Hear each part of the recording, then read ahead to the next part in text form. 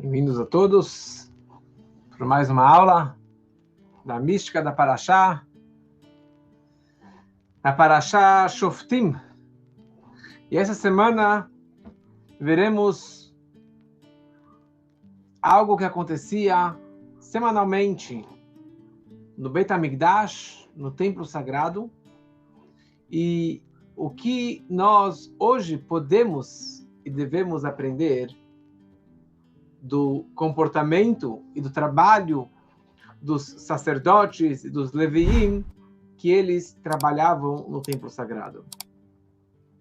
Essa semana falaremos sobre o comando de Deus, o trabalho dos leviim, o trabalho de cada pessoa, como que ele deve estar 100% pronto e a comando de Deus, disposto a qualquer momento, em qualquer situação, para obedecer e seguir a ordem divina. A Parashá dessa semana é Parashá Shoftim, que descreve sobre muitas leis e comportamento do nosso povo que nós devemos seguir. E falando sobre a época do Templo Sagrado, na época do Beit HaMikdash, quando que os sacerdotes, os Kohanim, eles estavam lá apostos, trabalhando o tempo todo, nós podemos imaginar o número de Kohanim que havia na época do templo.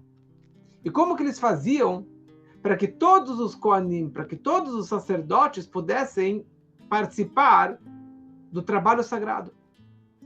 Então eles acabaram pegando todas as famílias dos sacerdotes, os Kohanim, e dividiram elas em 24 grupos, mishmarot. Cada grupo tinha uma época específica do ano, determinada naquela época do ano que ele iria chegar para Jerusalém e trabalhar no templo sagrado. No começo do trabalho do templo, ainda no deserto, na época de Moshe, na época do irmão dele, de Aaron, então Deus ordenou Moshe que chamasse seu filho Aaron, seu irmão Aaron e os seus filhos, para que eles fossem os Kohanim, os sacerdotes, para que trabalhassem no templo. E eles faziam sacrifícios, o incenso, acender a menorá, e assim por diante, todos os trabalhos que eram necessários diariamente no Beit HaMikdash. Então no começo era fácil, Aaron, seus filhos, e eles se dividiam para fazer os vários e vários trabalhos, atividades que havia no templo. Podemos imaginar que esses Aaron, com seus poucos filhos, eles estavam lá ralando, correndo para conseguir fazer todas as atividades necessárias dentro do Mishkan, do templo móvel do deserto. Então, Moshe, ele fez a primeira divisão dos trabalhos a serem feitos. Ele dividiu eles em 8 grupos. Em 8 grupos. E cada um fazia a sua divisão, o seu trabalho específico, até que veio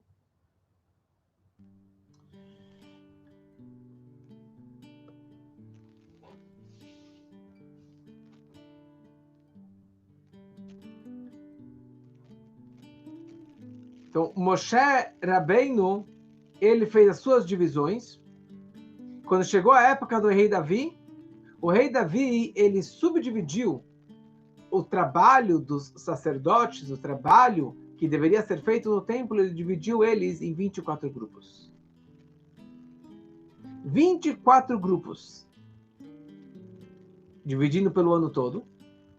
Então, cada um trabalhou praticamente 2 semanas durante o ano todo. A missão, a vida dos Kohanim, a vida dos sacerdotes era trabalhar no templo. Por isso que eles não receberam lote de terra, não receberam várias coisas para não trabalhar a terra, porque eles estavam a comando de Deus o tempo todo, preparados e dispostos para trabalhar no templo sagrado. Então aqui você tem 24 grupos, cada um iria trabalhar 2 semanas por ano. Uma semana no inverno e uma semana no verão. Quando que era a troca da guarda? Quando que era a troca do grupo que trabalhou a primeira semana e o grupo que vai chegar agora para a segunda semana, para a próxima semana? Isso acontecia no Shabat. No Shabat. Eles trabalhavam de Shabat até o próximo Shabat. Por isso que aquela história da mesa dos 12 pães, do Shulchan, que tinha aqueles 12 pães especiais, as 12 halot, 6 ficava para o grupo que está saindo e 6 ficava para o grupo que estava chegando hoje para trabalhar. Então, o dia do Shabat era o dia que eles trocavam a guarda, trocavam o grupo e cada um começava, então, a trabalhar naquela próxima semana. Cada grupo tinha o seu responsável, que ele era responsável por todo aquele guardião do templo. E ele dividiu as dezenas ou centenas de pessoas que estavam lá em vários subgrupinhos, Batei Avot.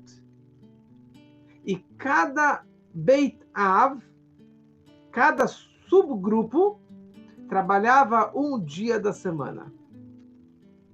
Então, pode ser que a pessoa ela esperou o ano inteiro para participar uma semana no templo, e na prática ele iria trabalhar somente um dia no templo.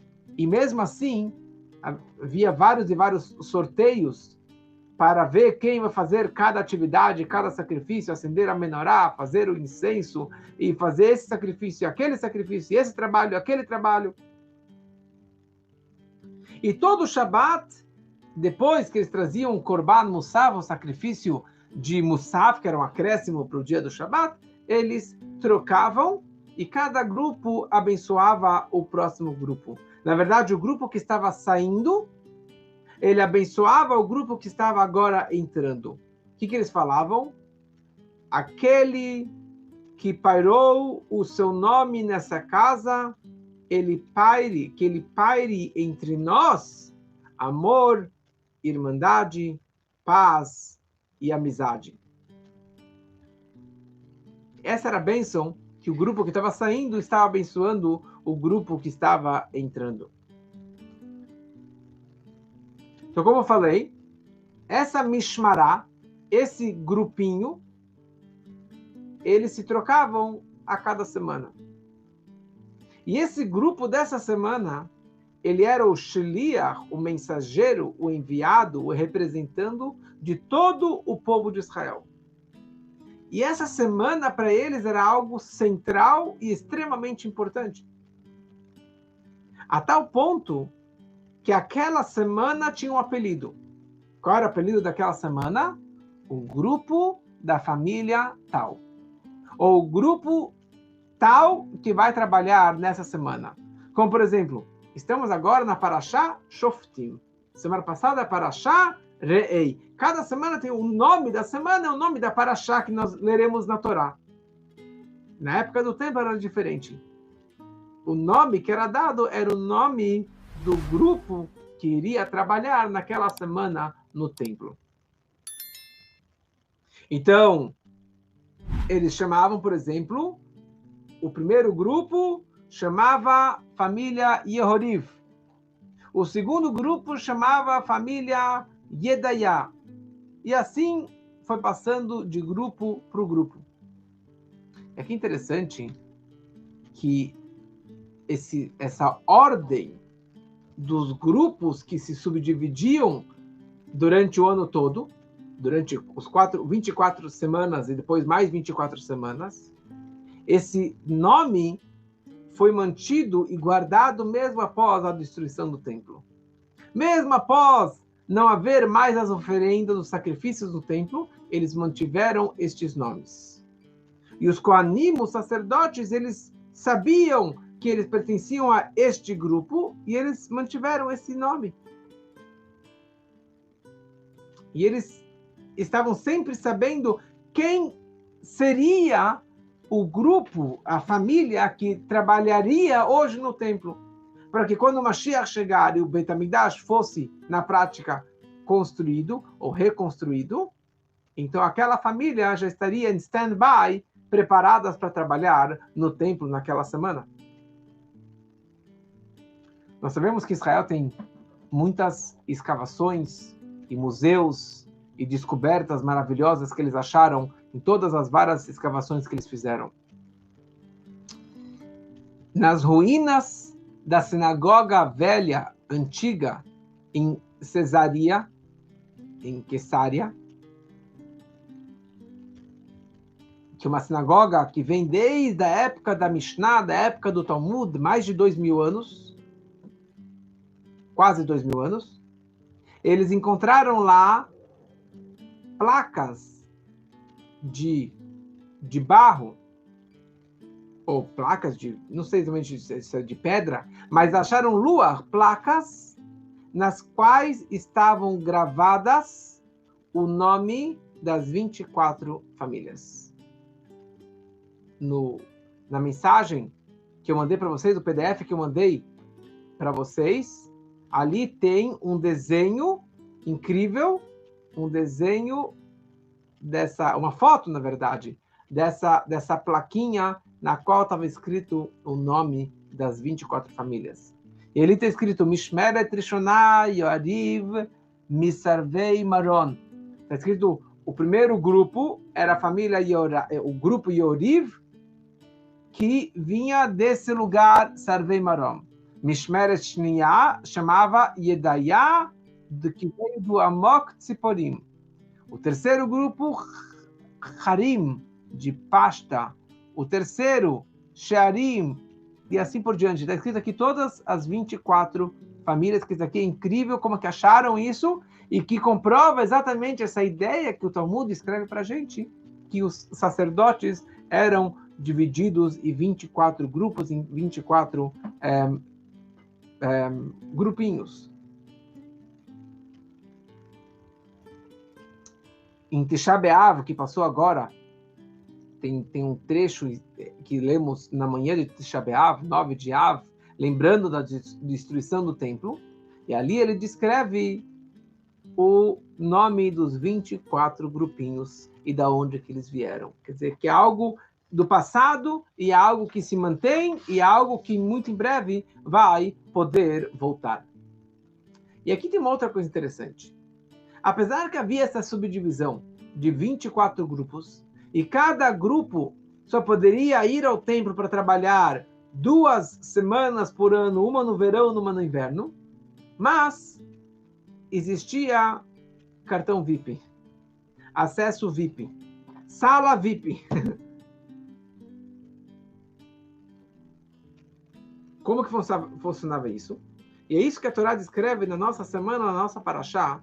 A Torá fala, Levi, se o Levi ou Cohen ele vier de qualquer cidade de Israel, e ele vier até o templo sagrado, e ele fala, eu estou aqui e eu quero trabalhar, eu quero participar do sacrifício, de fazer alguma atividade especial lá dentro. Então fala a Torá, Vesheret, ele pode servir a Deus como todos os seus irmãos, os Leviim. E aqui nós aprendemos que, primeira coisa, ele pode participar de oferendas de donativos, de Nedavá ou de Rová, mesmo num grupo que não pertencia a ele, na semana que não pertencia a ele.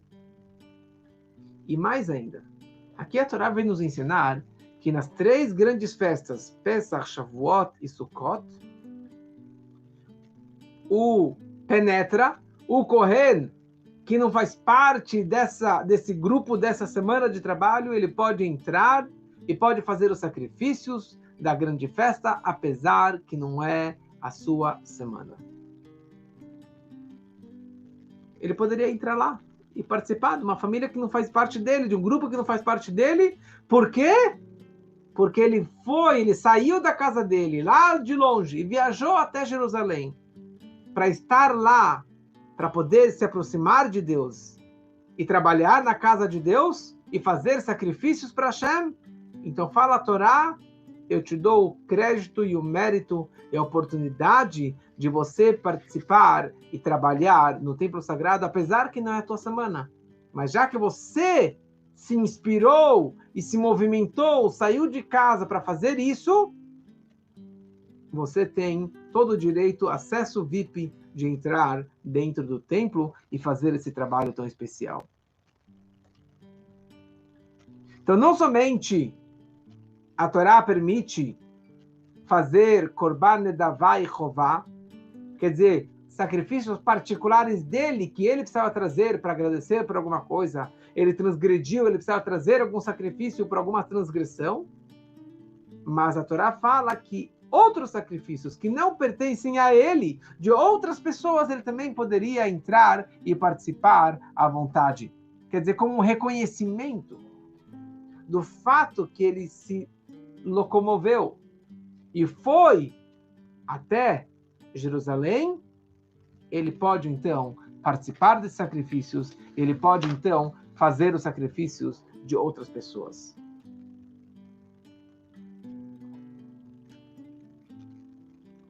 E aqui nós podemos aprender uma lição maravilhosa para nós, judeus, e para não judeus, para qualquer pessoa, de qualquer nível, de qualquer categoria. Nós temos uma lição muito, muito prática e muito interessante de tudo isso. E quem fala tudo isso aqui é o Rebbe. O Rebbe fala o seguinte: apesar que nós rezamos diariamente, Sheibane Beit HaMikdash, que Deus reconstrua o templo sagrado muito em breve, e que Mashiach possa vir muito em breve. Então, fisicamente, materialmente, nós não temos o templo sagrado que está destruído. Mas o espiritual, a parte mais profunda e verdadeira, a parte espiritual do templo sagrado é verdadeira e é eterna para todo sempre. Porque toda a alma do templo sagrado significava a frase que Deus disse, Veshachanti betocham, que eu, Deus, vou pairar dentro de vocês. Eu vou pairar dentro de vocês com a construção do templo. Quer dizer que a construção do templo não é simplesmente construir as pedras do templo sagrado, mas que Deus possa penetrar dentro do meu coração, da minha mente, da minha vida, da minha prática, do meu dinheiro, nos meus relacionamentos, em tudo que eu tenho, Deus possa estar presente e que eu, da minha casa, no meu dia a dia, eu posso construir um santuário interno para que Deus possa pairar na minha vida. Então, as atividades do templo também continuam eternas. Apesar que fisicamente não podemos fazer as atividades, mas as mensagens profundas, elas continuam para todo sempre. Então, essa ideia que agora falamos, que uma pessoa que estava disposta, Nadvaru Chouto, ele se voluntariou de sair do conforto de casa para viajar a Jerusalém e participar de um grupo que não pertence a ele, e a Torá falou, já que você tem essa boa vontade, eu aceito a tua doação, eu aceito o teu bom coração. Mesma coisa, existe uma mensagem para a nossa vida que você possa também participar dessa forma. E essa ideia, o Rambam, o Maimônides, descreve claramente, 800 e poucos anos atrás. Fala o Maimônides, Lo shevet Levi bilvad. Não somente a tribo de Levi tem esse mérito de servir e trabalhar, e 24/7, a vida toda dedicada a Deus, ela kol ish veish, cada homem e homem, ou cada pessoa e pessoa, que se voluntariar e seu coração quiser doar de si para se abster e se afastar dos seus prazeres e interesses particulares e estar de prontidão para servir e trabalhar para Deus, fala o Maimônides, essa pessoa, ela foi consagrada Kodesh Kodashim. Ela é consagrada Santo do Santo. Vieh Hashem Chelko, Deus será o seu quinhão e a sua herança para todo sempre, e Deus vai ser a sua sorte.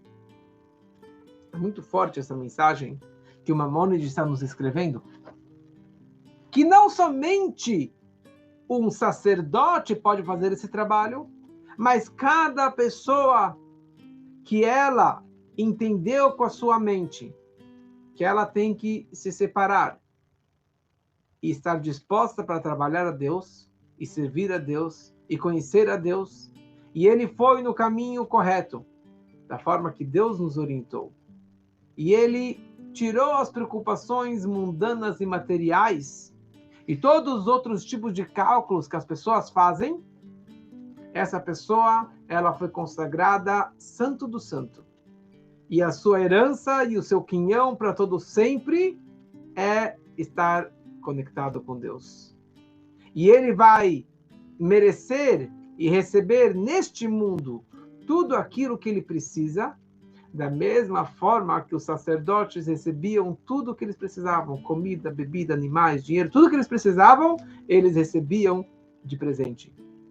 E é isso que o rei Davi ele descreve no Teilim Tetzain, no Salmo 16, que Deus é o meu quinhão e Deus vai apoiar a minha sorte, o meu sorteio.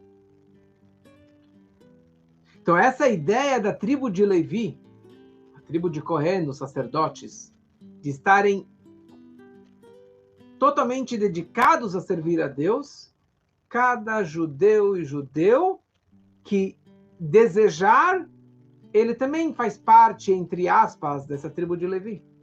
O que significa Levi? Quando que o patriarca Jacob ele teve o Levi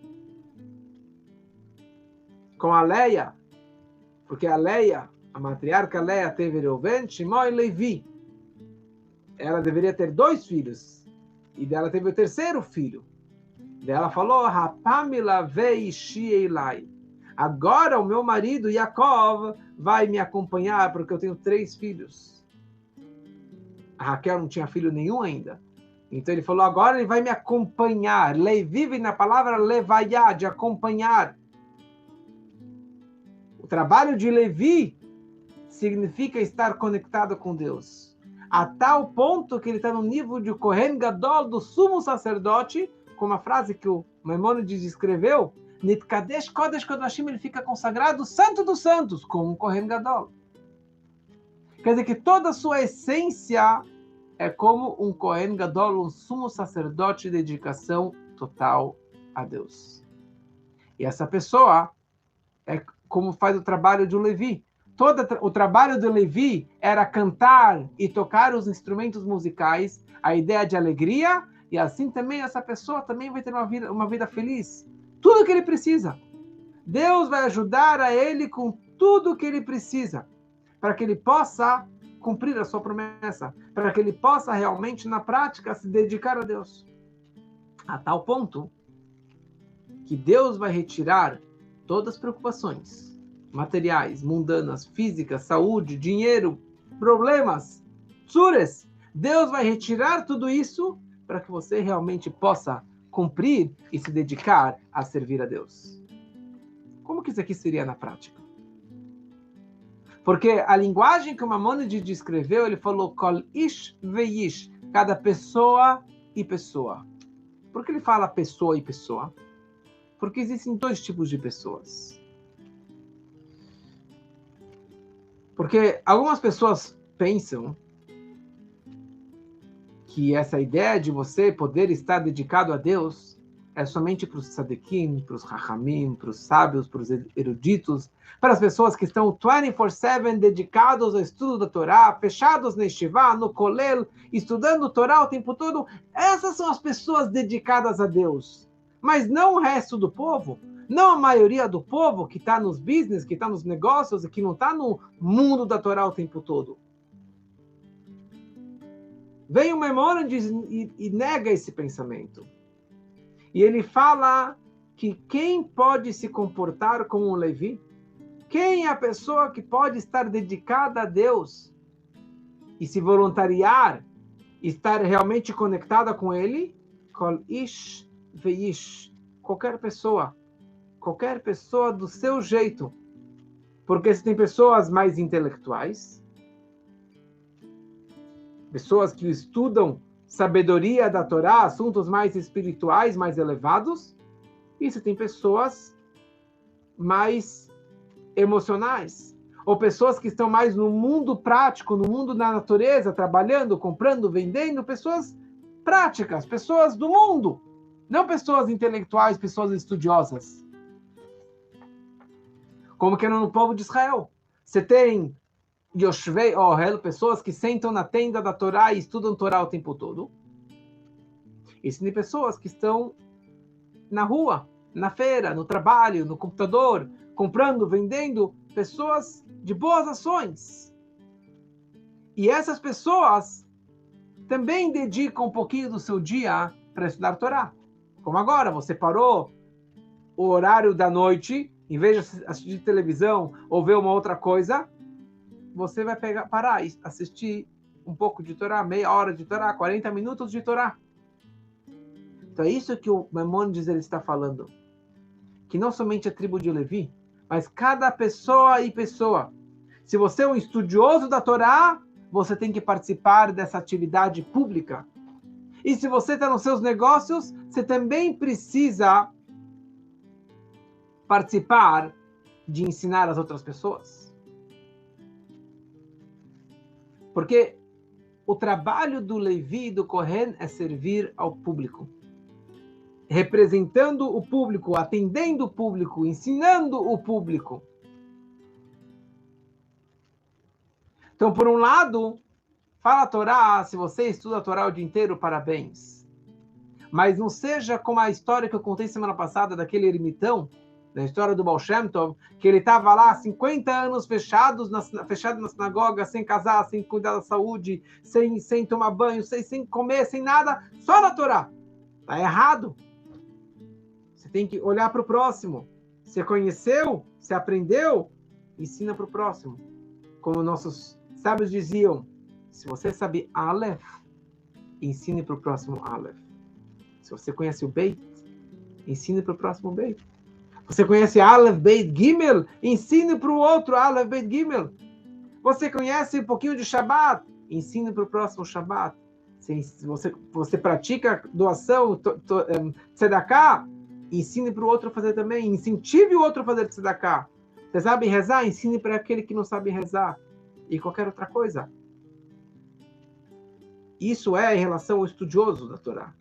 Mas fala o Rambam que se você é um homem de negócios, você também tem uma responsabilidade pública.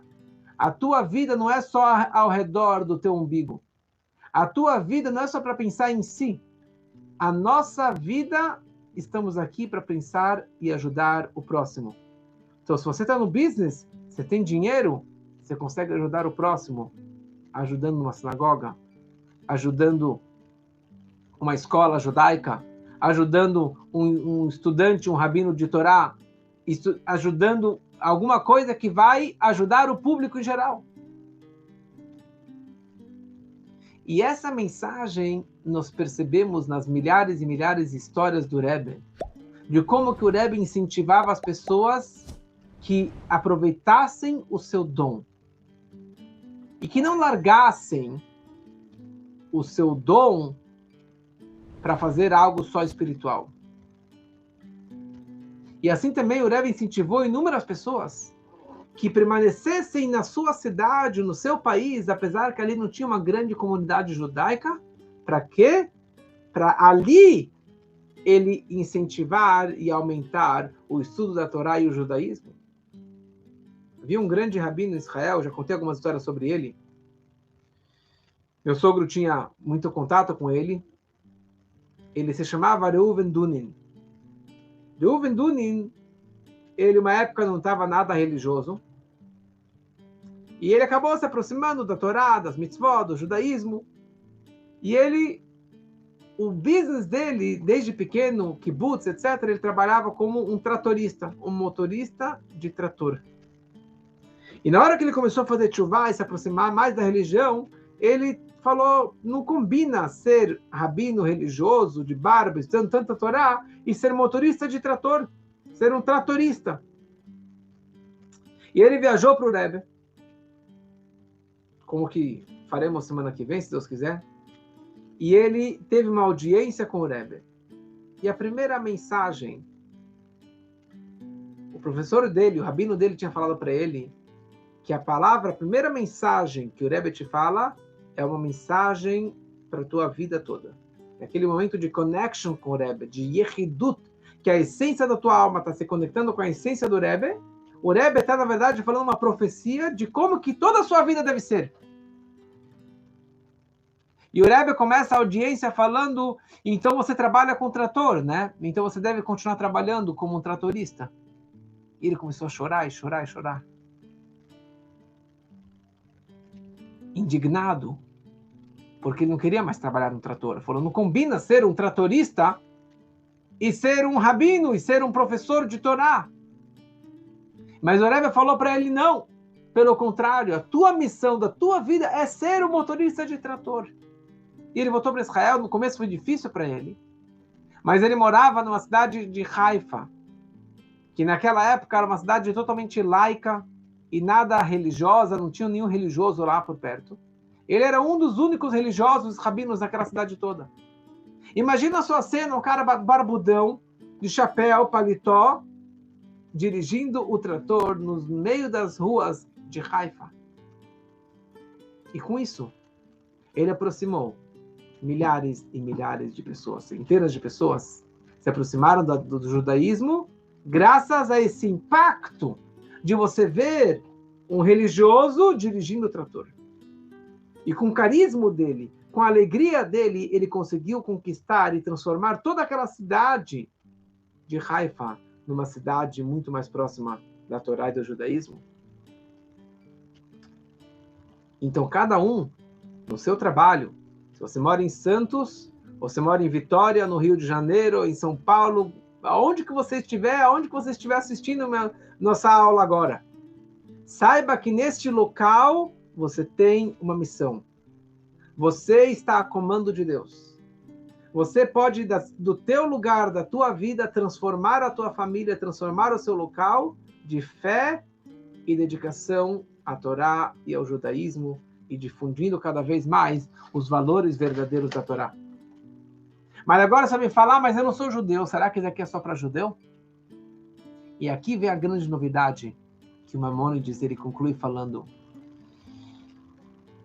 que Mikol Ba'ei Olam, de qualquer pessoa que venha do mundo, que isso se refere, como no dia de Rosh Hashanah, que todas as criaturas do mundo são julgadas no Rosh Hashanah, não somente o povo de Israel, e não somente os seres humanos, mas todas as criaturas são julgadas no dia de Rosh Hashanah.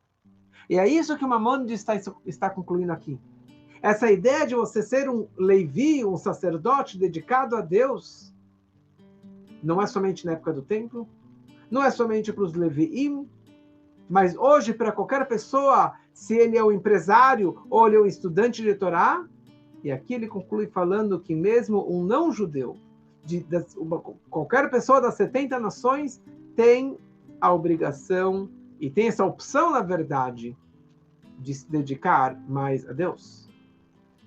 E por isso que consta no Talmud, Maimônides, ele fala que Hassidei Omot Haolam, que justos entre as nações do mundo. O que quer dizer um justo entre as nações? É uma pessoa que segue os 7 preceitos universais, as 7 leis dos filhos de Noach, de Benei Noach, que hoje está na moda.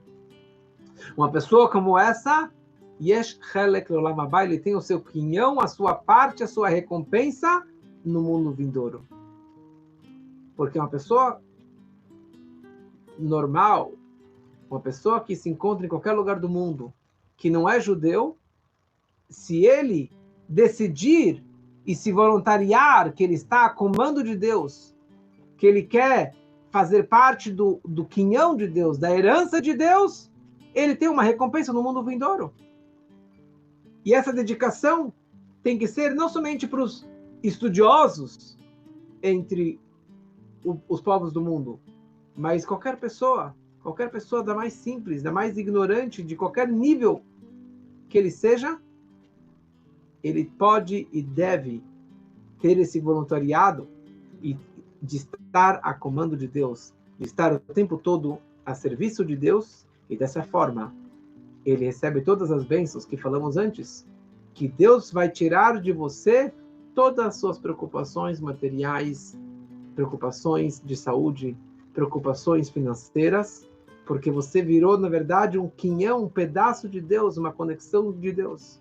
Então, que cada um possa, da sua vida, do local onde você estiver, do trabalho que você estiver fazendo, pense nisso e se dedique a isso, para ajudar mais ao próximo, se dedicar mais a Deus, você, mas essa missão principal da tribo de Levi é de incentivar os outros, de você ajudar os outros e você ensinar os outros, para que todo mundo possa realmente reconhecer que Hashem Echad, que Deus ele é um, o seu nome é um, que todos possamos realmente aprender e ensinar e nos conectarmos cada vez mais com ele, e é isso que vai aproximar a vinda do Mashiach, que aí sim voltarão os 24 grupos dos Levim, e naquele momento, Hashem Echad U'Shmo Echad, todos irão reconhecer como que Hashem é um e o seu nome é um, e que isso seja realmente muito em breve, se Deus quiser.